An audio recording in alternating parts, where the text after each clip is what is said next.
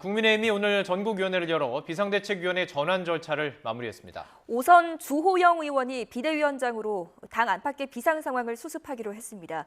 국회 취재기자 연결해 보겠습니다. 정유진 기자. 네, 국회입니다. 네, 이 비대위 전환을 위한 전국위원회 끝났죠? 네, 주호영 비대위원장 임명안이 의결되며 전국위원회도 끝났습니다. 오늘 회의는 코로나19 확산세 등을 고려해 오전부터 비대면 온라인 방식으로 진행됐는데요. 투표에 참석한 511명 가운데 463표 찬성, 48표 반대로 주호영 비대위 체제가 확정됐습니다.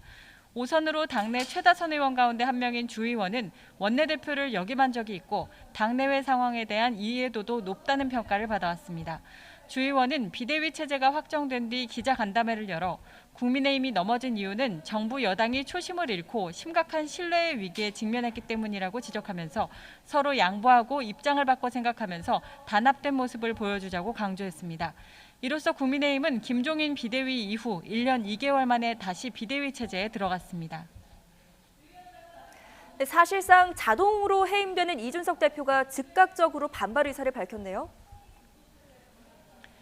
이 대표는 비대위가 출범하면 징계가 끝난 뒤에도 돌아갈 곳이 없어집니다. 그래서 효력정지 가처분 신청 등 법적 대응을 할 방침입니다.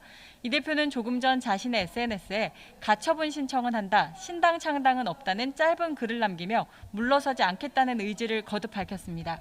이와 함께 오는 13일 기자회견을 열어 여론전도 펼칠 것으로 보입니다.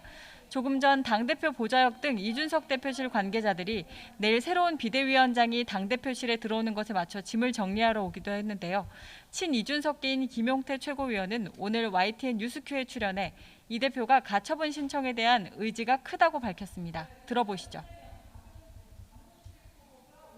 제가 느끼기로는 당대표는 아마 가처분에 대한 의지가 강한 것으로 느껴졌습니다. 그래서 조만간 가처분 신청하지 않을까에 대한 제 느낌을 받았고요.